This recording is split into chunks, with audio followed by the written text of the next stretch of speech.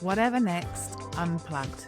Conversations about making transformation more human, more honest, and more likely to stick. And here's my next guest, Chris Chambers, an experienced leader of major digital and data transformation programs in both the public and private sectors.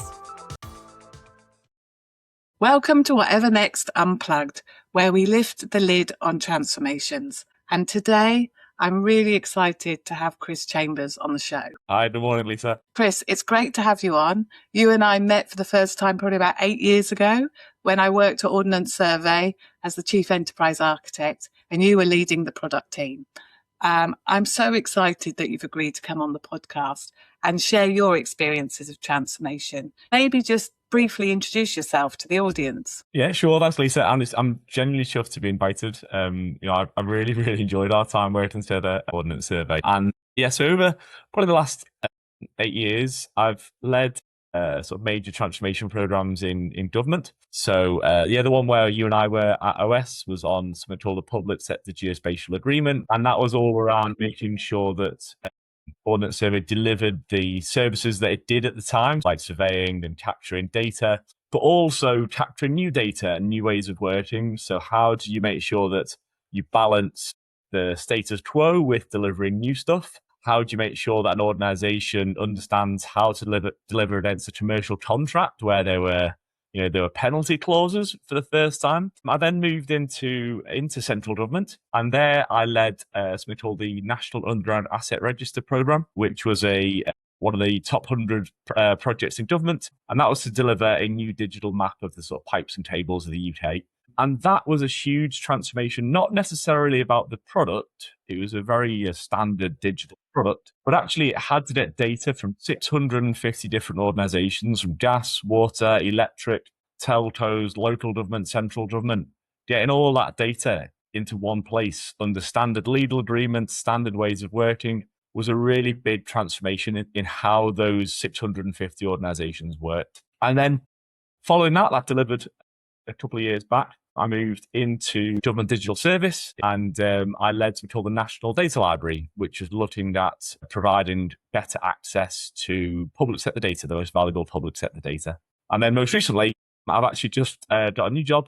I'll be starting in the next couple of months, which is the Programme Director for Transformation for something called the Manchester Digital Campus, which I'm can't wait for. So a lot of experience around people, technology, data, etc. And chuffed to talk to you about it today. Well, firstly, congratulations on the new role. And let's get back into that history that you've had, which, as you've said it, Chris, it seems very data centric. Of course it was, geospatial data from Ordnance Survey, opening up the data across the nation to serve different services and utilities, and then the data library.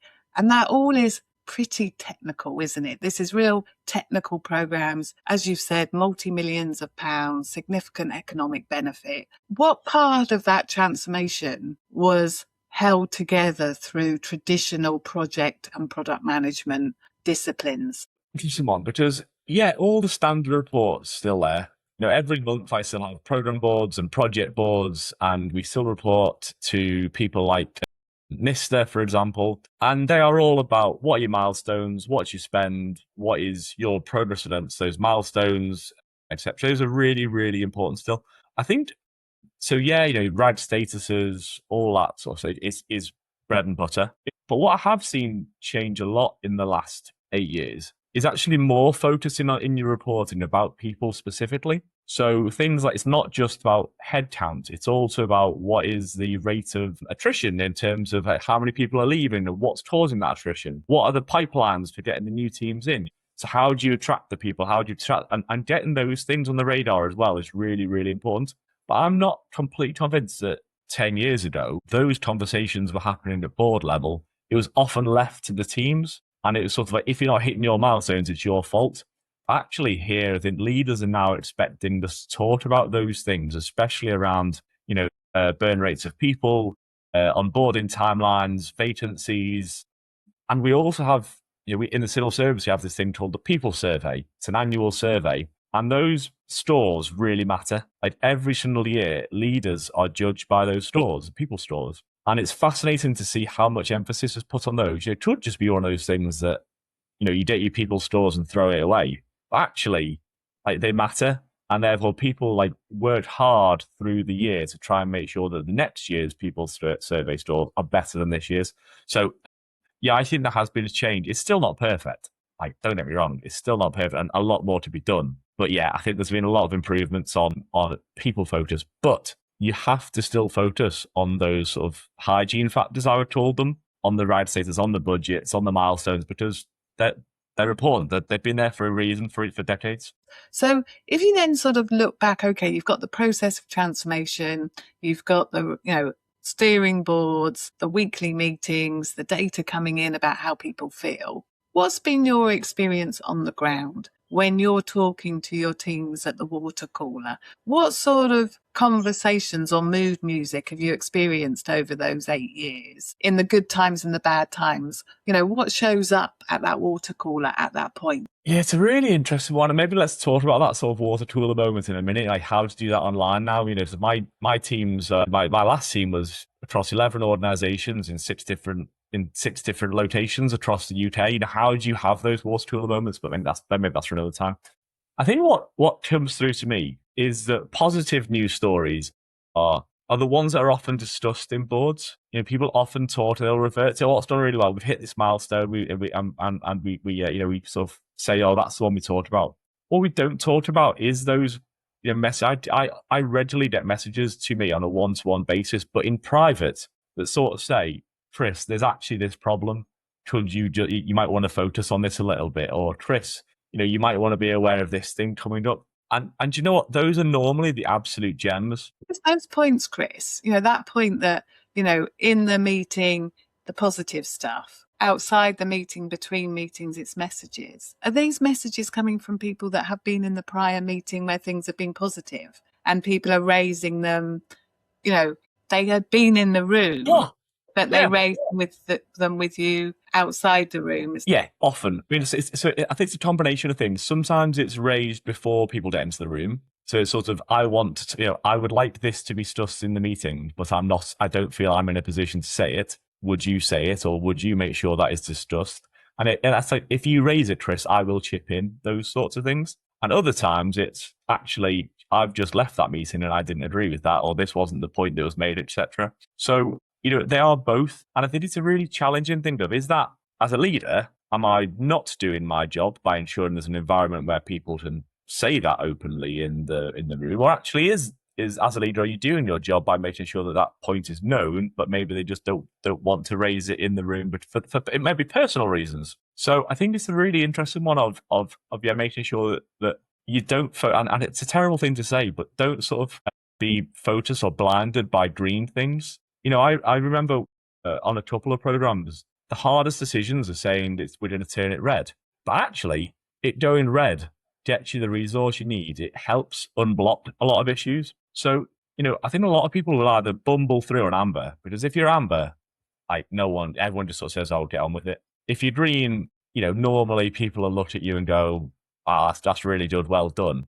Really it's when you go red that things that were blocked get unblocked. I remember I think we had the same chief executive OS for a while, Steve Blair. I remember a piece of advice he gave me, which was like, Chris, if you ever have a problem, you need to shout early and shout loud, because if you come to me the day before the problem's going to materialize, there's nothing I can do. Even as chief exec, there's absolutely nothing I can do if it's the day before. If it's a month before, I can really help you.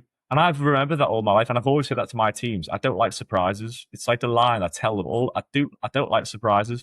And the reason for that is that if it's a surprise at the last minute, there's nothing I can do about it. But actually, if you warn me in advance, then I can help you, I can support you, I can get other people to help you, and we can work together to try and resolve it. But you have to have time to do that. So, shout loud, shout early, no surprises is one of the things I learned from him. Actually, I remember, Lisa, with you, it's one of these memories I have with working with you. I'm not going to name names, but we had a governance board once with Steve Blair, and someone in the room had, you'd done your immaculate preparation as you always did.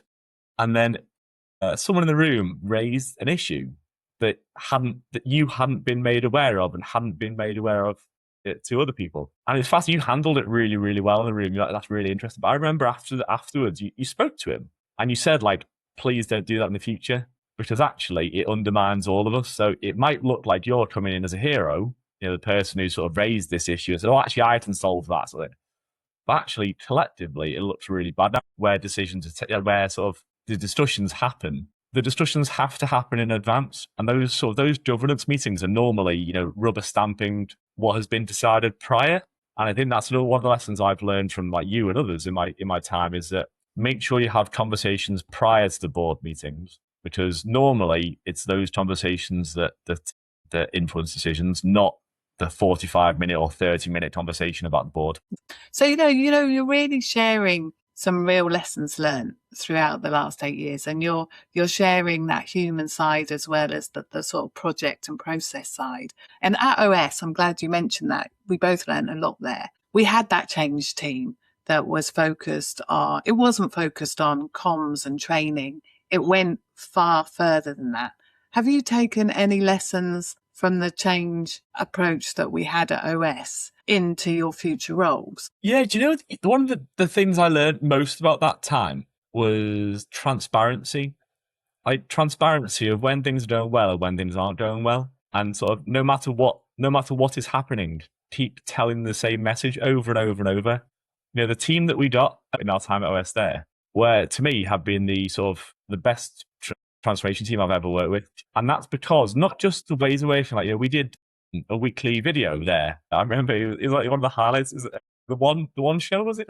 And I think it was really interesting to sort of, that was all about like becoming very visible and talking about. So we had what, 700 people working on that transformation program, and you had to try and get the same message to those same people in as engaging way as possible. So yeah, I think the short, sharp videos and making it human has been one of the lessons I've learned. Is doing a very boring report. Sometimes you need to do a report. Those governance things, that is the place to do a report. A report is not going to engage your team to act in the right way. So, when I led Noir, for example, where we had a team from Actions Realis, we had a team from One Spatial, we had a team from Ordnance Survey, Geo, all these people, and trying to sort of convene them and keep them motivated in a time where there were different organizations all pulling towards the same purpose. So we did things like we had monthly town halls, all online. Great, but actually having time to have all working on the same project across different locations and different organizations, but talking at the same time was a lesson I learned from that. Just having the space to have a conversation, and me talk just like this, talk as a human and say, well, actually, this has gone well, this hasn't gone well, this is what's front and center of my mind as SRO. It was one of the most valuable things I learned from that. And then we also the social side. And social side, I don't just mean going down to the pub every Friday. Actually organising activities. We had every quarter, we had an in-person away day. And that in-person away day was where you'd to go to the different locations. So sometimes Bristol, sometimes London, sometimes Manchester, Oxford. And you'd do a full day of meetings and make sure there was, enough breaks. Like, importantly, enough breaks as actually having conversations when you're together, unstructured ones is really important. And then in the evening, do some sort of voluntary work as well. So actually, we didn't just go to the pub. We did lots of things like making sure that people were prepared for interviews and that sort of thing. And did some like litter picking, all the usual things. And actually, that formed bonds between the teams as well. So, and then actually, one of the things I always remember from you was the phrase of an off-site, on-site, which was just actually getting people who, often work together in offices of, go to a meeting with 6 people. Actually, you don't have to go and hire somewhere. If you've got a space in the office that just isn't where you normally work, use that. So we did that when we were down in 100 Parliament Street for National Data Library work, for example. We did a session last Monday where we were focusing on what's our project plan for the next 2 years. And actually, we did some time in St. James's Park, just outside. And then we went back into the meeting room and did some workshops. Then we went back out this glorious sunny day. The bands were playing and all that sort of thing. And it was great because normally we worked up the road in Whitehall. But for that session, we said, no, we're going to do it to a different building, but still do central government building, still free. There's no refreshments. You have to go and buy your own stuff and all that sort of thing.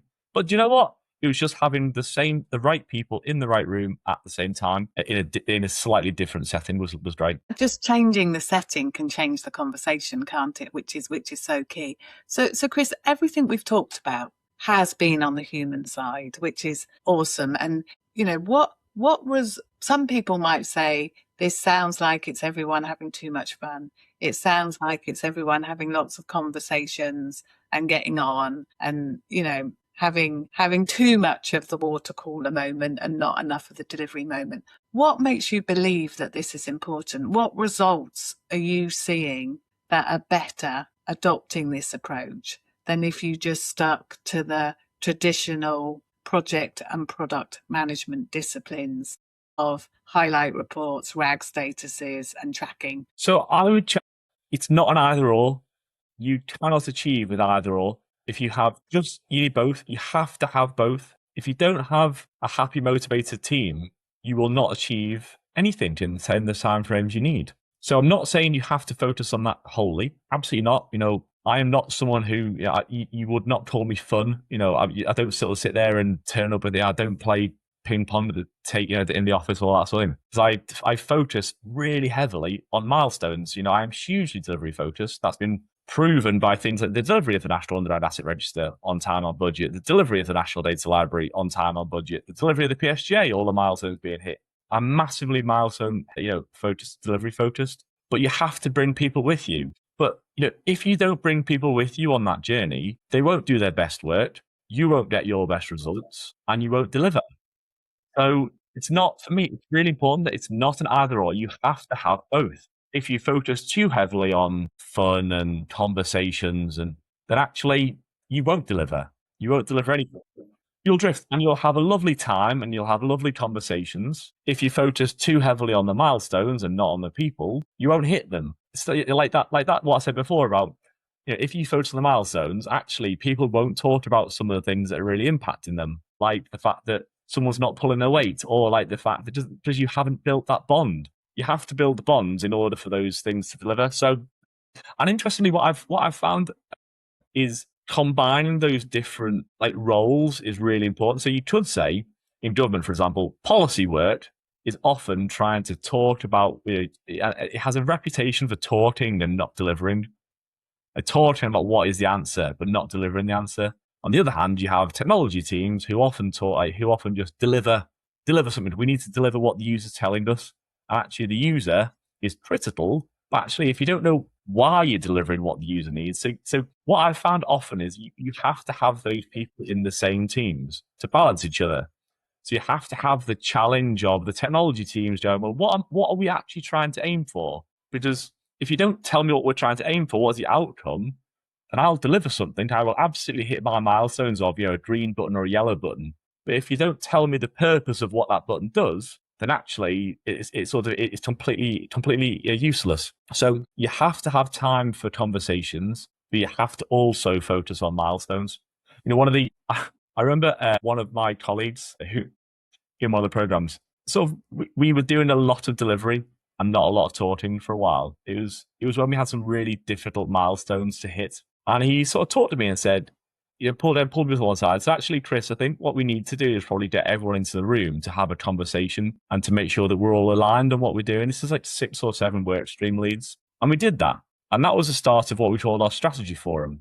And that strategy forum met on a monthly basis. It was the leads of the work streams. And we just had very honest conversations in there about what we're all trying to do, what the blockers on each other were, but importantly, and how the strategy impacts them, and how conversely, how the work of the technology teams needed to impact the strategy as well. So yeah, there's talking is not, if people see it as, a burden or just a cost, they've got it wrong. Like, it shouldn't be the whole focus, but you can't not do it. You have to do the people side, because otherwise the milestone will slip. Conversely, as you mentioned, you'll go around in circles if you don't have milestones to aim for. So milestones, aim for the milestones, define the milestones collectively, and then track them closely. But there's millions of books out there about that. There's millions on project delivery, etc. And interestingly, being very candid, that bit is not my strength. Like, I am not someone who is, the most perfect person about risk registers, about raid logs, about etc. But that's why, there's this concept of the incomplete leader.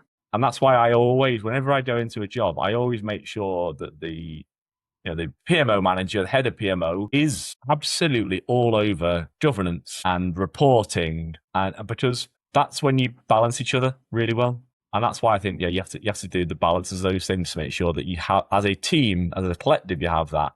But you have to do both. So, Chris, your new role is not about data. It's really about people and how all the people are going to come together in one place and make a difference for the government and all the changes that come with that. What sort of factors are you considering in that role? The Manchester Digital Campus is actually interesting. There's sort of one team who is about the building, and that's not me. That's sort of how do you build? They're working for the Government Property Agency. They do buildings all the time. So that's sort of the bit that goes, how do you build a structure that can house digital people? My job is much more around, okay, well, how do you make sure that there is an impact on the local community? It's in an area of significant deprivation. So yeah, I can't wait. But also, I say that doesn't, but really importantly, that doesn't just mean talking. There'll be a lot of that in my transformation role, but there'll still be a huge number of milestones, like, for example, a full business case, making sure that Treasury see the value in what we're doing. On the flip side, how do you make sure you also have the dependencies between, there are teams that already exist in Manchester who are in 11 different offices. But what is the timeline for getting those teams from where they were into the new buildings? And there'll be some interim things. So there'll be a lot of program and project management and dependencies in there. But again, a huge amount of what do people want? The ways of working in a new office. How do you make sure that building of the future that is housing digital people, which are sometimes very different from other roles, how do you make sure that it's fit for purpose then? But we have to start designing it now. So what are the requirements of staff? How do you make sure those requirements are clear for the people who are going to be able to build? Chris, it's been great talking to you. As ever, you wow me with your reflections on things that have worked for you, some of the theory you talk about, in terms of leadership and management. And I can just see how passionate you are. And although I've lifted the lid, the story you're telling is the story I want everybody to be telling. So thank you. You're welcome, Lisa. Thank you very much for the chat. Much appreciated. Whatever next, Unplugged. Conversations about making transformation more human, more honest, and more likely to stick. Find out more at whatevernextbook.com.